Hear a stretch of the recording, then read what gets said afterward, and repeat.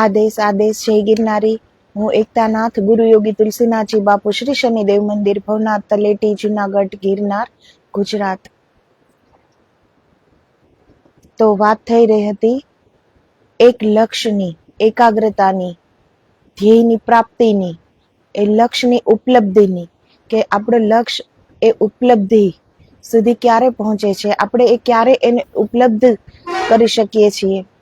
તો એમાં આપણી કેટલી એકાગ્રતા જોઈએ, લક્ષ્ય પ્રત્યે દ્રઢ સંકલ્પ, અને એ લક્ષ્ય પણ સ્વાર્થથી મુક્ત હોવો જોઈએ, એ ધ્યેય પણ સ્વાર્થથી મુક્ત હોવો જોઈએ, જેમાં બધાનું હિત સમાહિત હોય એવા લક્ષ્યની પ્રાપ્તિ, એવા લક્ષ્યની ઉપલબ્ધિ. એના માટે મન એકદમ શાંત અને એકાગ્ર, જે વિચારોના વમળો મન ઉપર ચાલ્યા કરે છે, તો એ મનને કાબુમાં રાખીને, એ મનને જીતીને, મનથી પરે થઈને,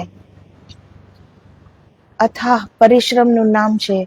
જેને લક્ષ્ય પ્રાપ્ત કરવું હોય, જેને એક ધ્યેય છે અને સાચે જ એને પૂરો કરવો હોય, એ ખાલી કેવા પૂરતો ન હોય કે મારે આમ પ્રાપ્ત કરવું છે, પરંતુ એ સાચે જ પ્રાપ્ત કરવું હોય, તો એ ધ્યેયની સિદ્ધિ માટે અથાહ પરિશ્રમ, અથાહ મહેનત, સ્વાર્થ રહિત મન, સ્વાર્થ રહિત બુદ્ધિ, બધું જોઈએ છે એમાં.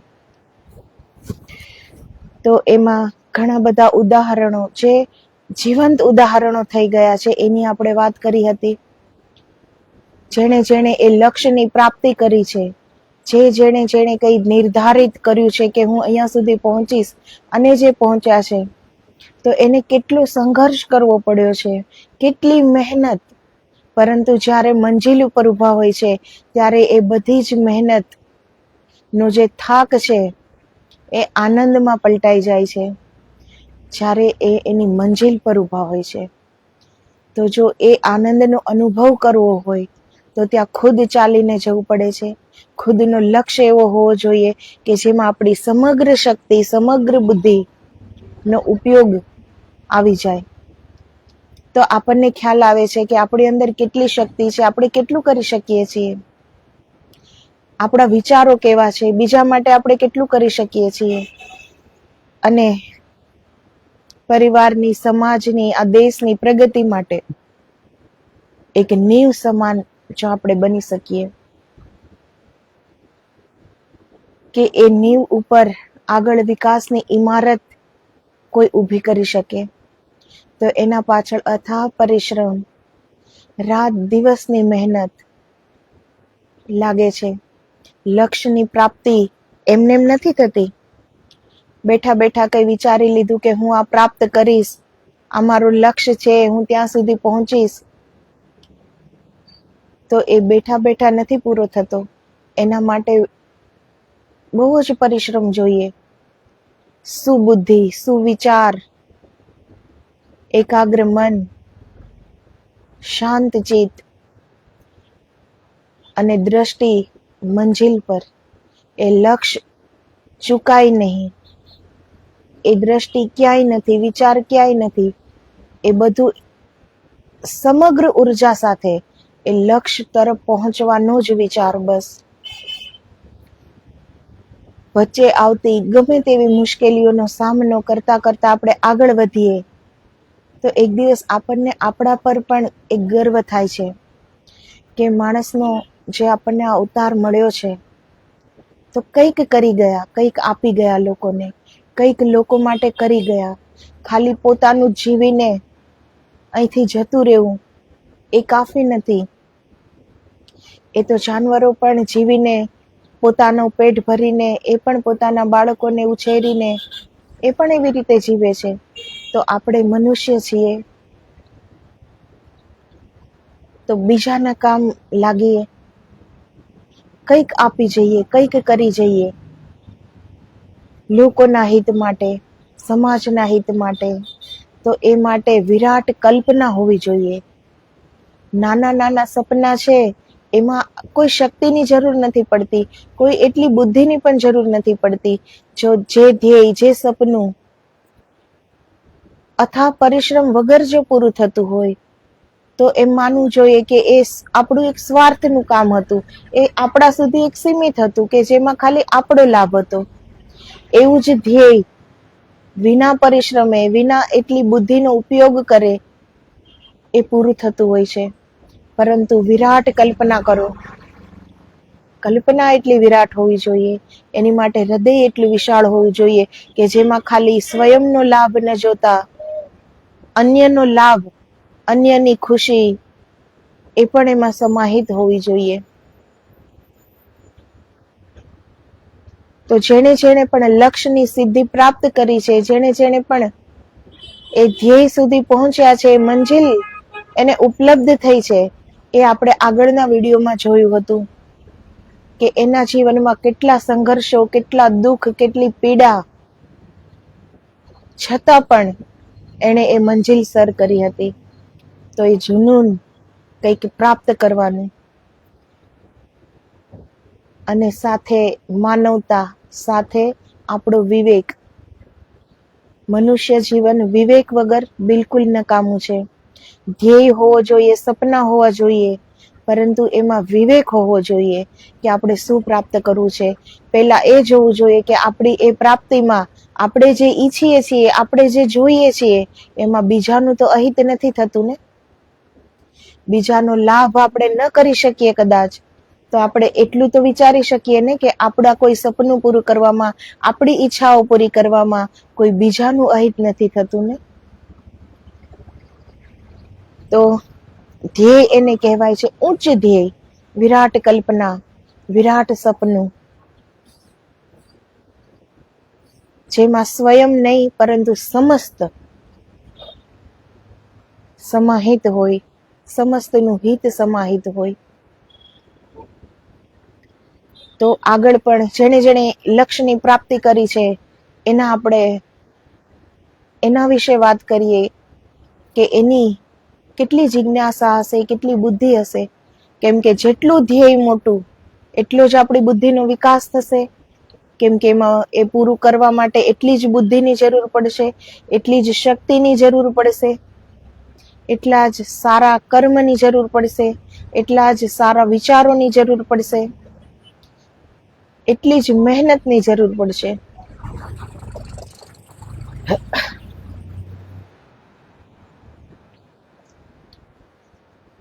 તો એના માટે એક લક્ષિતા હોવી જોઈએ. અને એક લક્ષિતા ક્યારે પ્રાપ્ત થાય છે? જ્યારે આપણા જીવનમાં યોગ, પ્રાણાયામ, ત્રાટક એનો સમાવેશ હોય. ભલે સમયના અભાવમાં આપણને થોડો સમય મળે, પરંતુ એ અભ્યાસની શરૂઆત તો કરીએ.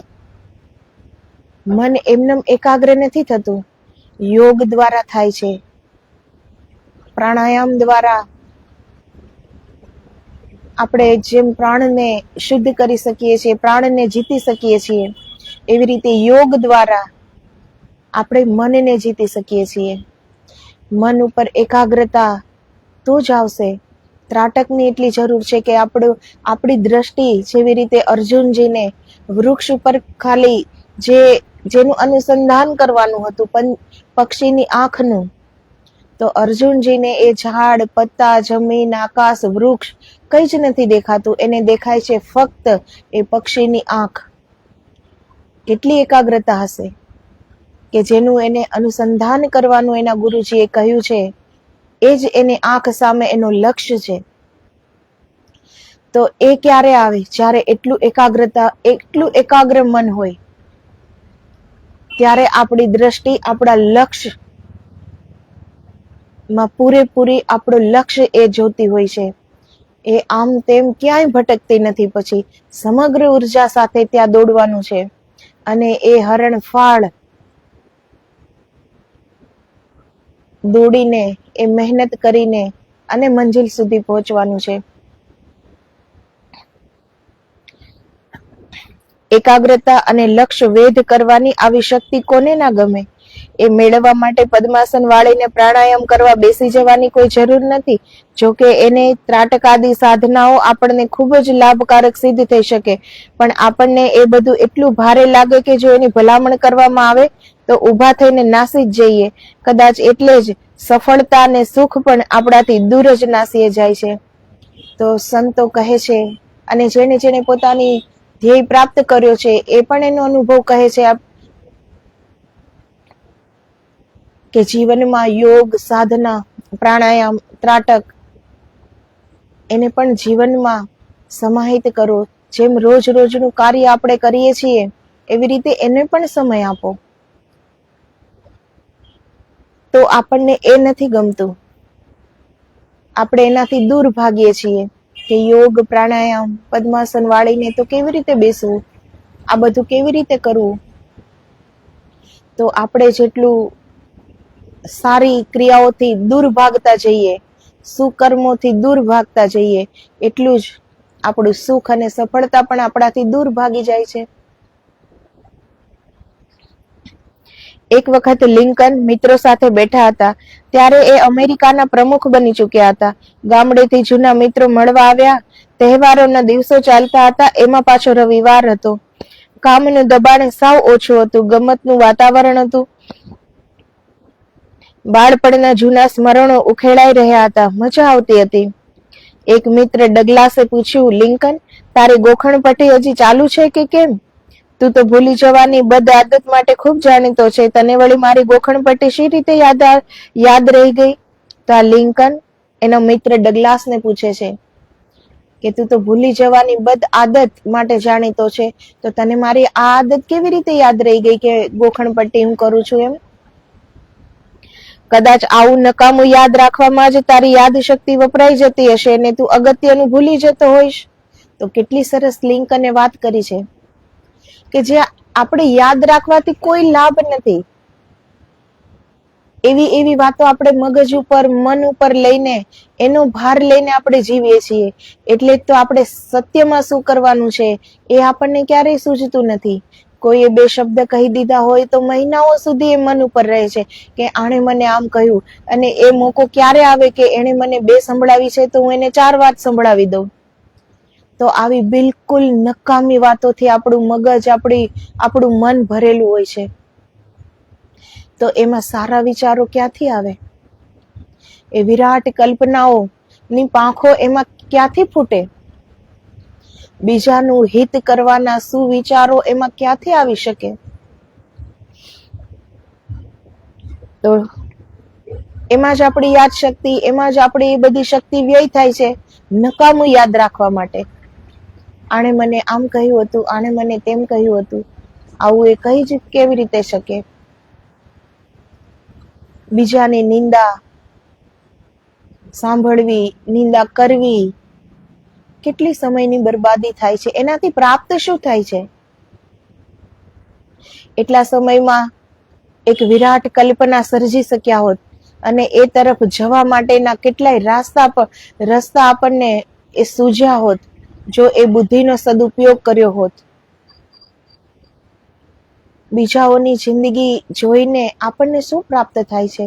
અગર જિંદગીઓ જોવી એટલી જ ગમતી હોય તો કોઈ અગર જે બહારિક યાત્રા કરે છે તો કોઈ એની જિંદગીમાં જોવો જેને સફળતાનું ઉચ્ચ શિખર પ્રાપ્ત કર્યું છે, કે એને કેટલા એની જિંદગીમાં સંઘર્ષો આવ્યા છે, કેટલી પીડાઓ, કેટલી વેદનાઓની વચ્ચે એને મંજિલ સર કરી છે, એનું જીવન જોવો.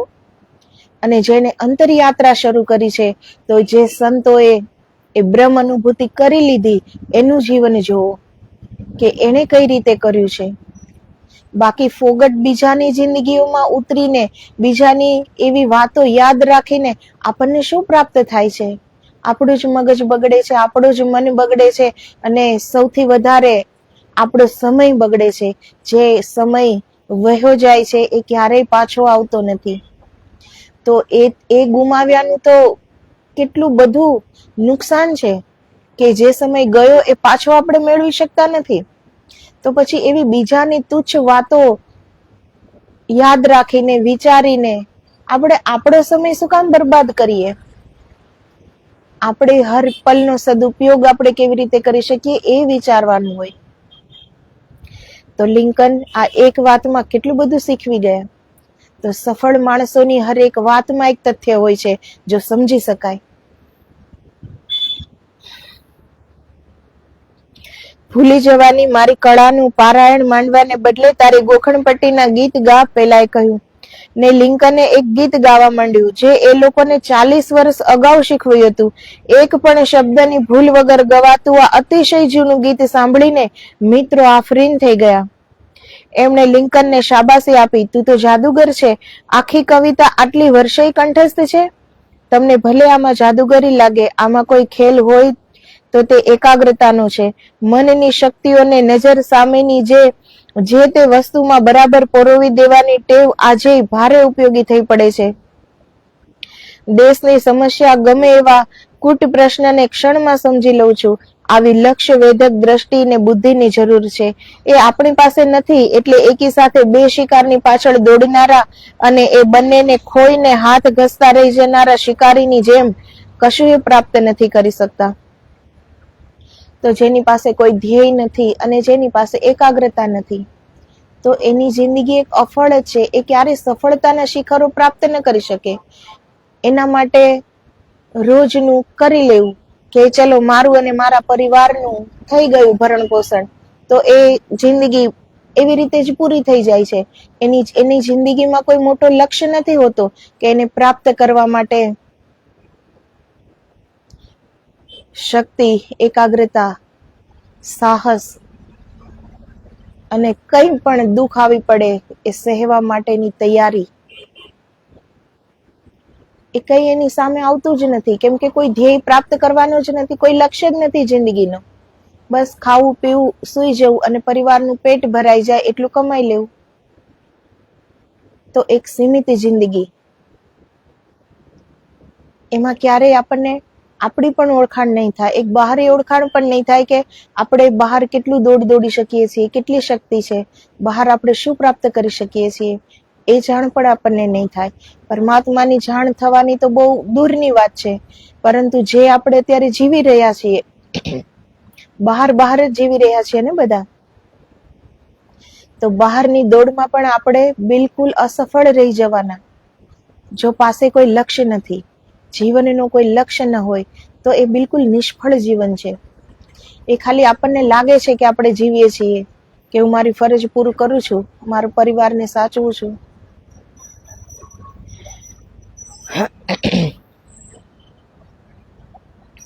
તો આવી લક્ષ્યવેધક દ્રષ્ટિને બુદ્ધિની જરૂર છે. એ આપણી પાસે નથી, એટલે એકી સાથે બે શિકારની પાછળ દોડનારા અને એ બંનેને ખોઈને હાથ ઘસતા રહી જનારા શિકારીની જેમ કશું એ પ્રાપ્ત નથી કરતા. આપણે પણ બે બાજુ દોડીએ છીએ ને. બેઠા બેઠા સપનું જોઈ લઈએ છીએ કે આ કરવું છે, કરતા કંઈક બીજું હોઈએ, મન કંઈક ત્રીજે ભટકતું હોય છે. એક સાથે આપણી દોડ હોય છે, મનની, બુદ્ધિની, વિચારની, અને પછી થતું કંઈક બીજું જ હોય છે. તો એક સાથે આ બધું કરીએ છીએ ને, એમાં ઉર્જાનો વ્યય થાય છે. સમગ્ર ઉર્જા સાથે આપણે પહોંચવાનું છે, તેમાં આપણી સમગ્ર ઉર્જાનો ઉપયોગ થઈ જવો જોઈએ, એટલું મોટું ધ્યેય હોવો જોઈએ. એને ધ્યેય કહેવાય છે. અને એ કોઈના કામમાં આવે છે. એ ધ્યેયની પ્રાપ્તિ જ્યારે થાય છે, ત્યારે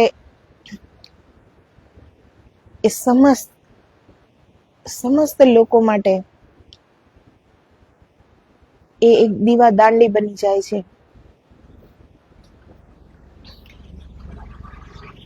બીજાનું હિત કરવાનો વિચાર જ આવો, એ પણ બહુ સારી વાત છે કે એક એવો સુવિચાર તો હૃદયમાં આવે છે કે મારા કોઈ કાર્યથી હું આટલું કરી શકું છું, તો આમાં મારું પણ ભલું થશે અને બધાનું ભલું થશે. આમાં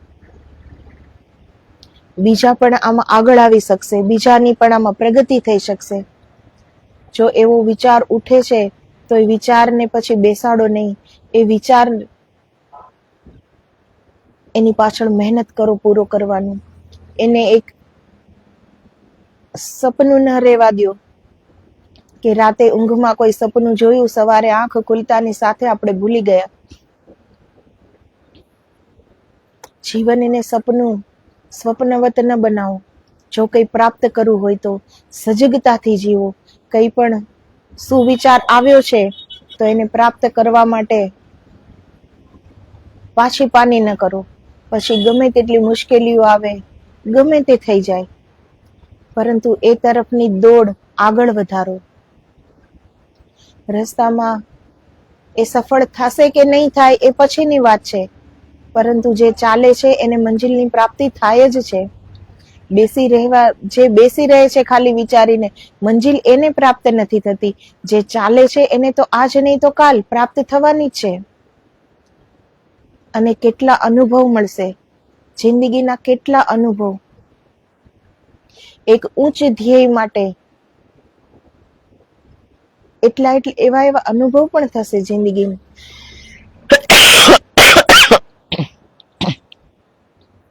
જે આપણને આગળ વધવામાં, જિંદગી જીવવામાં એ ઉપયોગી થઈ પડે. જિંદગીને અગર સમજવી હોય તો બેસી રહેવાથી અને સીમિત સોચ રાખવાથી આપણે આ જિંદગીને નહીં સમજી શકીએ. યાદ શક્તિ, ગ્રહણ શક્તિ ને રજૂઆત કરવાની શક્તિ, આ ત્રણેયના ઉપર કાબુ આવી ગયો હોય તો કોઈ પણ ક્ષેત્રમાં માણસ પાછો ન પડે.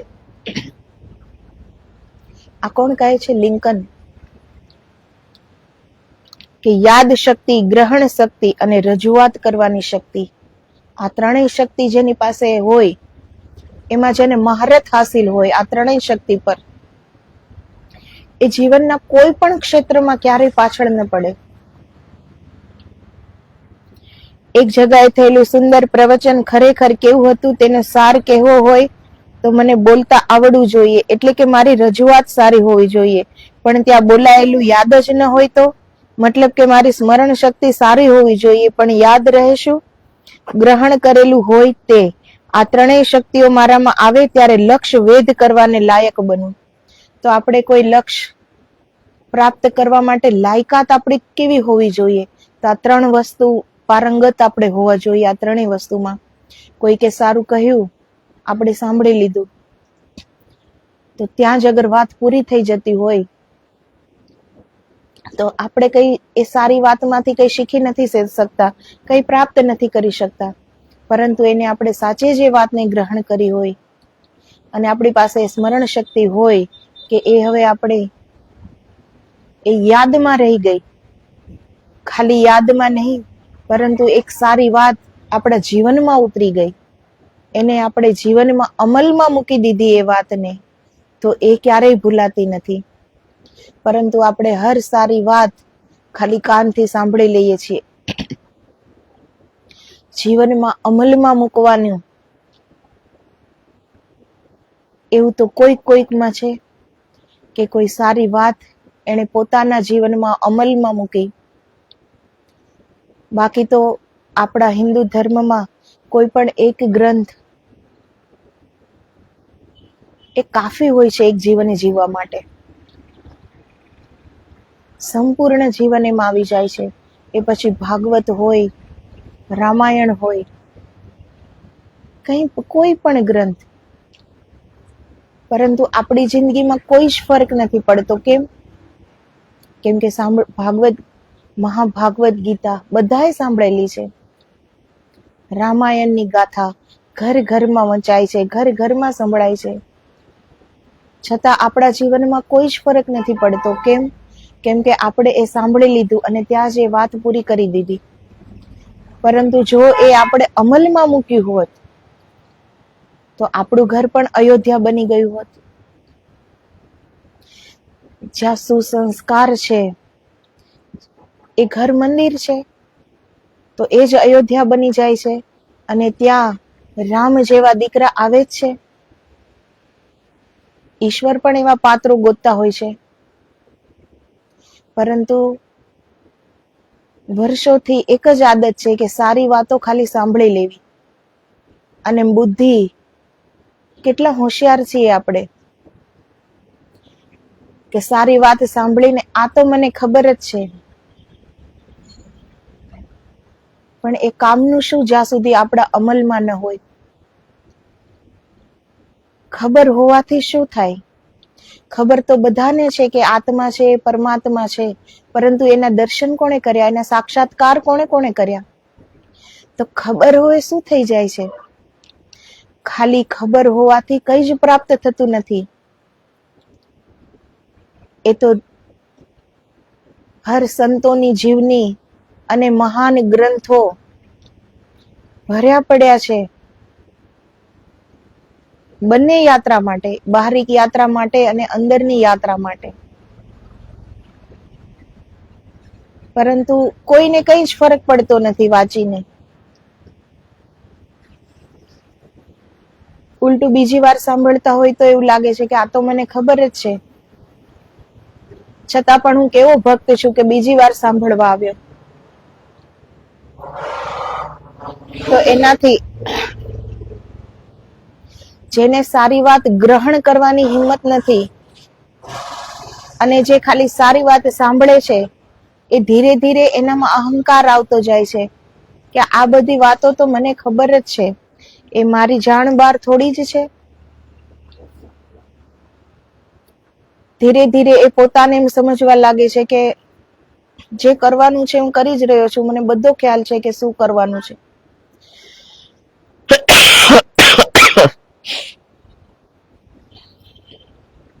પરંતુ જેને સાચે જ લાગ્યું કે એક સારી વાત છે, આને જીવનમાં અમલમાં મૂકી દીધી, એના માટે અહંકાર માટે કોઈ જગ્યા નથી, અહંકાર કરવા માટેનો સમય પણ નથી.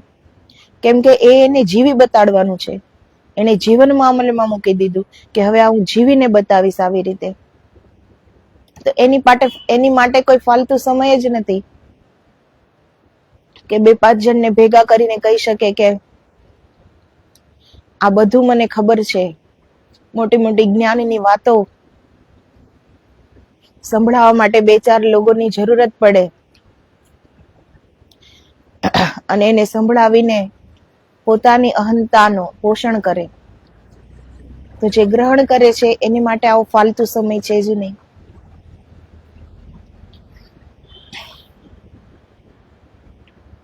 સ્વામી વિવેકાનંદ, વેદમૂર્તિ, પ્રજ્ઞાચક્ષુ, ગંગેશ્વરાનંદ, મેકોલે અને લિંકનની જેમ આવી લક્ષ્યવેધી દ્રષ્ટિ ધરાવનારા ઘણા માણસો જોવા મળે છે. એવા એક વિદ્વાન મોટા મોટા ધર્મ ગ્રંથોમાં એ બોલી જતા લોકો પૂછતા આ સિદ્ધિ તમને કોણે અપાવી? જેવી રીતે વિવેકાનંદ મોટામાં મોટો ગ્રંથ 1 કલાકમાં વાંચી જતા, લોકોને આશ્ચર્ય થતું. એ ખાલી વાંચીને જતા,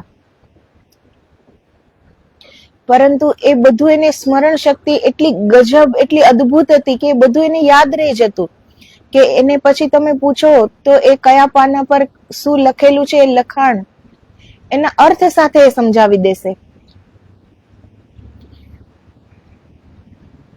મારી ગરીબી એ જવાબ આપતા. તો જે આવા લોકો છે એને લોકો પૂછતા કે આવી સિદ્ધિઓ તમને કોણે પ્રાપ્ત કરાવી? તો એ લોકો કહે છે મારી ગરીબી.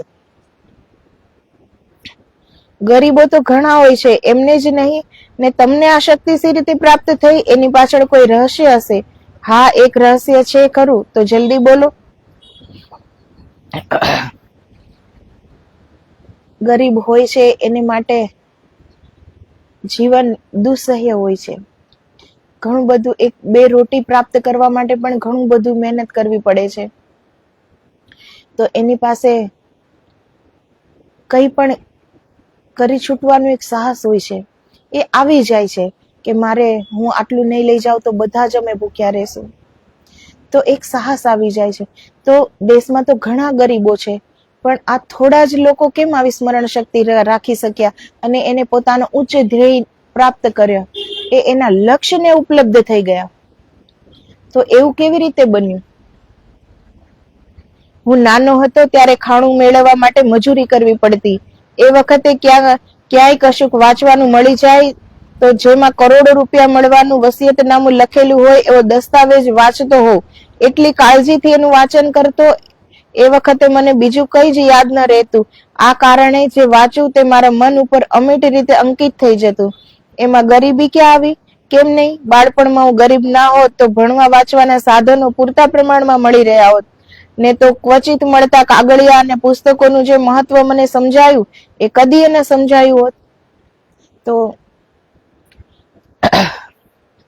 જેને અભ્યાસ માટે બધું જ મળી જાય છે સહેલાઈથી, જે માગે એ પુસ્તક, જે માગે એ સહુલિયત. એને કોઈ કદર નથી હોતી પુસ્તકની. એના માટે તો બસ આ ભણવાનું છે ને પાસ થવાનું છે. એ ભણીને શું કરવાનું છે, કયું લક્ષ્ય પ્રાપ્ત કરવાનું છે, એ ભણીને ખાલી સ્વયંને સુખી થવાનું છે, સ્વયંના લાભ માટે કઈ કરવાનું છે, કે બીજાની પણ આમાં આપણે પ્રગતિ કરી શકીએ, બીજાનો પણ આમાં વિકાસ થાય, એ જોવાનું છે. એવા ધ્યેય બહુ ઓછા લોકોની પાસે હોય છે. તે શું કહે છે કે અમારી પાસે કોઈ પુસ્તક નહીં, પુસ્તકની કોઈ જ સગવડ ન હોય, તો જે પણ કાગળિયું મળે તો એના માટે એને કેટલું મહત્વ હોય એ કાગળનું. તો એ કેવી રીતે વાંચતા હશે? જેને વાંચતા શીખવું છે, અભ્યાસ કરવો છે, પરંતુ પૈસા નથી, પુસ્તક લેવાના પૈસા નથી, તો ક્યાંથી વાંચે? તો એને એક કાગળ પણ મળી જાય તો એ કેટલી ધગસથી વાંચતા હશે કે પુસ્તક લેવાના તો પૈસા નથી, પરંતુ આ કાગળ મળ્યો છે એને તો હું વાંચું કે મને ધીરે ધીરે એ વાંચતા આવડી જાય. તો એ કેટલા એકાગ્રતાથી વાંચતા હશે.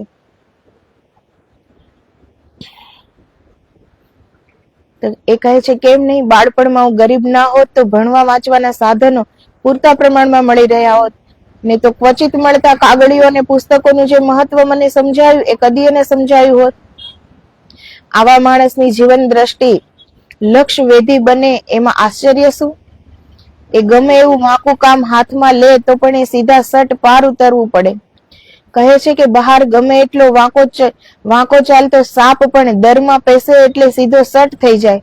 લક્ષ્ય વેધક નજર અને વૃત્તિ શક્તિ રાખનારની પાસે આવીને ગમે એવા સંજોગોને પણ પાસરાટ થઈ જવું પડે. તો જેની પાસે એક લક્ષ્ય ભેદી જેની દ્રષ્ટિ છે, જેની પાસે સાહસ છે, હિંમત છે, જેવી રીતે સાપ કેટલો વાંકો ચૂકો ચાલે છે પરંતુ એ દરમાં પ્રવેશે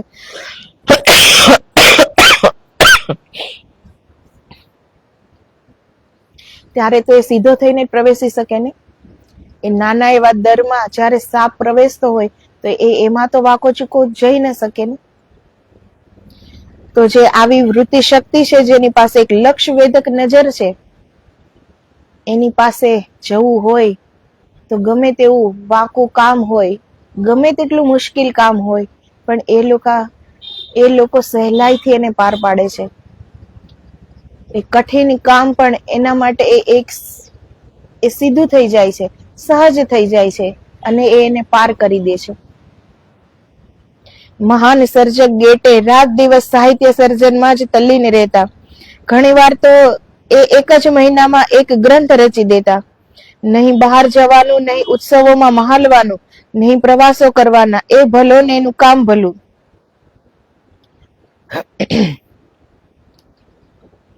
સંતોને જ્યારે કંઈક પ્રાપ્ત કરવું છે, આત્મદર્શન મેળવવા છે, એ પ્રાપ્ત કરવો છે, તો જેવી રીતે ખુદ મટી જાય છે ત્યારે જ પરમાત્મા બાકી રહે છે. આપણું હું પણ જ્યારે મટે છે ત્યારે આપણી અંદર રહેલી આત્મા એ જ પરમાત્મા છે. તો પછી આપણે મટી ગયા તો આપણી અંદર એ પરમાત્મા જ રહ્યા ને. આપણો અહંકાર નાશ પામી ગયો કે હું પણ ક્યાંક છું, આ હું કરું છું.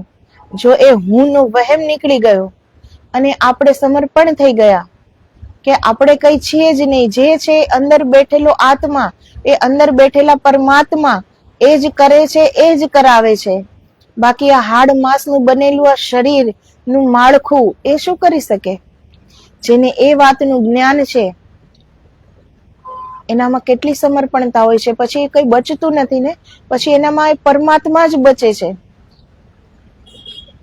તો એવી રીતે જેને કંઈક લક્ષ્યનું પ્રાપ્ત કરવું છે તો એમાં પણ ખુદનું મટવું જરૂરી છે. ખુદની કોઈ ઈચ્છા, ખુદનું મહત્વાકાંક્ષા કે ફરવા જવું છે, કે આ સ્વાદ લેવો છે, કે આજે હોટલમાં જમવા જવું છે, પિક્ચર જોવા જવું છે, 5-10 લોકોની સાથે મળીને બેસવું છે, એ બધી એવી ફાલતુ ઈચ્છાઓથી મુક્ત બની જાય છે. એ હોતી જ નથી. એ એના લક્ષ્ય પ્રત્યે સમર્પિત થઈ ગયો. જેવી રીતે સંત એના ઈશ્વરના ચરણોમાં સમર્પિત થઈ જાય છે અને એ ખુદ મટી જાય છે, એવી રીતે જેને કંઈ પ્રાપ્ત કરવું છે એવા લક્ષ્ય વેધી જે જીવ છે એ વ્યક્તિઓ પોતાના લક્ષ્યને સમર્પિત થઈ જાય છે.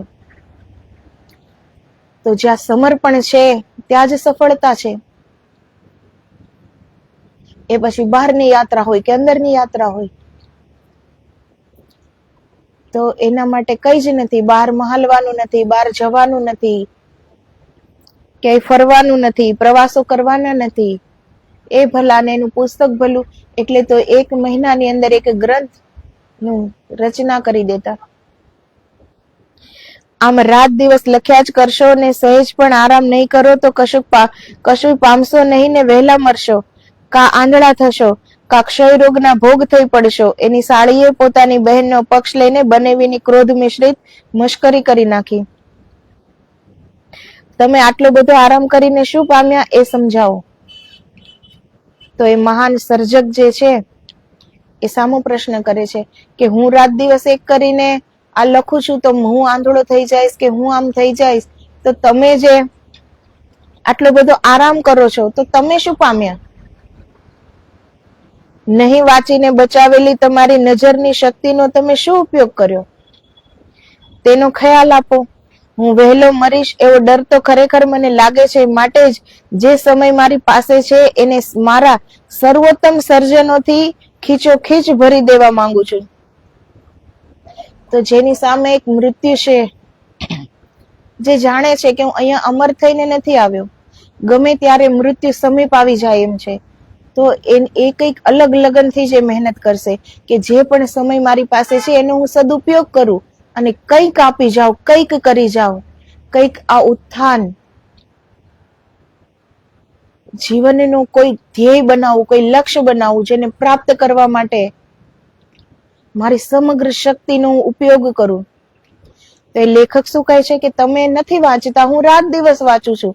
તો તમે નથી વાંચતા તો એ તમારી નજર શક્તિનો તમે શું ઉપયોગ કર્યો? અને જો મરવાનો મને ડર છે એટલે જ તો હું મારી હર પલને એક સદુપયોગીતાથી ખીચોખીચ ભરી દેવા માંગુ છું.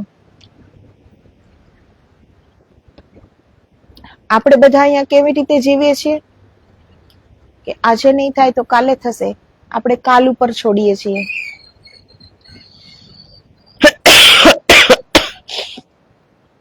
એનું કાર્ય ક્યારેય પૂરું ન થાય. જેને આજે જ અને અત્યારે જ કરવાનો જેને હોશ છે, એ જીગર છે, એ હિંમત છે, એ સાહસ છે કે કોઈ સારું કાર્ય કરવું હોય તો અત્યારે જ એ ધ્યેયની પ્રાપ્ત કરી શકે છે.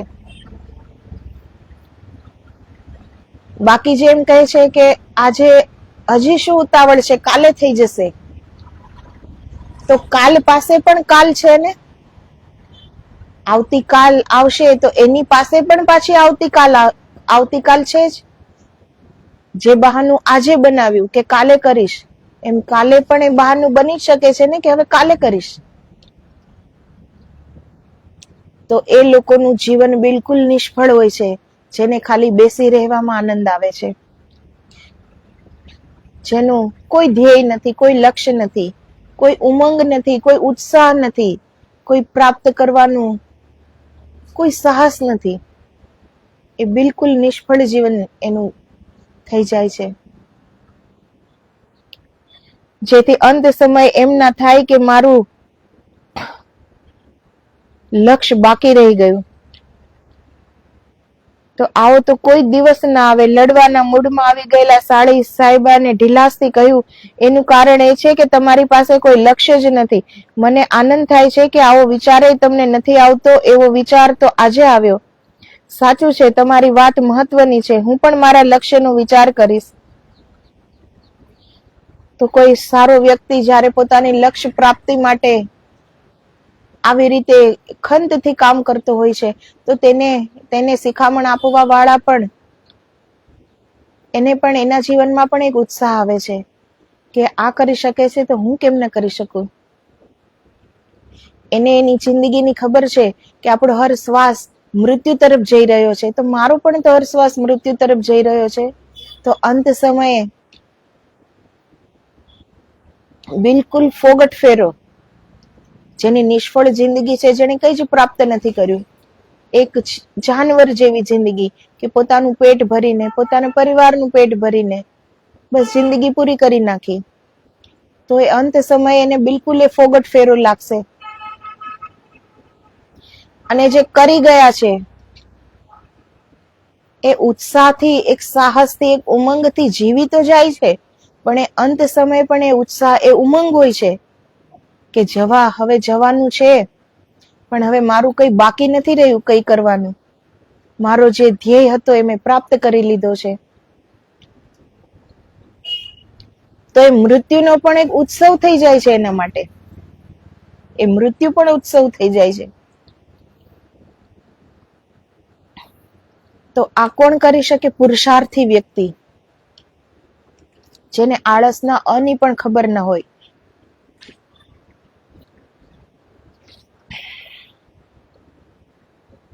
એક જ લક્ષ્ય રાખવું ને તેને જ પ્રાપ્ત કરવાની તાલાવેલી રાખી સતત પુરુષાર્થ કરવો એ બહુ મહત્વની બાબત છે. જીવનને આડેધડ વિખરાતું બચાવી લઈને જેઓ પણ તેને કોઈ મહત્વને માર્ગે વાળવા માંગે છે, એમને આ મહત્વની બાબત સ્વીકારીએ જ છૂટકો.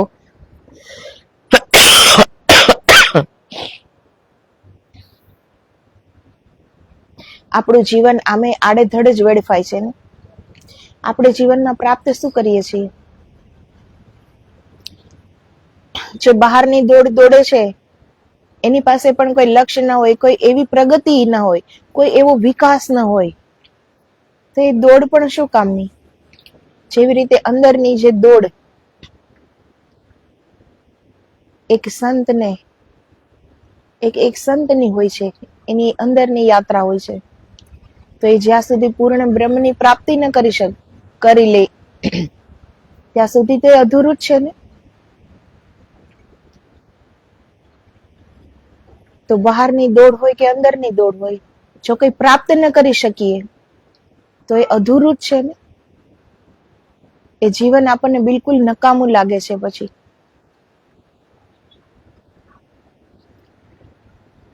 તો આપણે જે નાની નાની તુચ્છ વાતોમાં આપણા મગજને, આપણા મનને હેરાન કરીએ છીએ ને, આણે મને આમ કીધું, અને પછી આપણે મોકો તલાશતા હોઈએ કે હવે ક્યારે મોકો આવે ને હું પણ એને 4 વાતો વધારે સંભળાવી દઉં. આવી વાતોમાં મન, બુદ્ધિ, કેટલી ઉર્જાનો વ્યય થાય છે. પરંતુ આપણે આપણા મનને, આપણા વિચારોને સારા માર્ગ તરફ વાળીએ તો, એક લક્ષ્ય બનાવીએ, એક સારું સપનું જોઈએ, એક વિરાટ કલ્પના, એક વિરાટ ધ્યેય દ્રષ્ટિ સામે, તો આ બધું આપણને તુચ્છ લાગશે. કોણ શું કહે છે, કોણ શું બોલે છે, કોણ કેવું છે, એ બધું આપણને તુચ્છ લાગશે પછી, કેમ કે સામે વિરાટ લક્ષ્ય છે. હવે એને પામવાનું છે. એને પામવા માટે આપણી સમગ્ર શક્તિ, સમગ્ર ઉર્જા, સમગ્ર બુદ્ધિનો ઉપયોગ થવાનો છે. તો આપણો પોતાનો કેટલો વિકાસ થશે એમાં.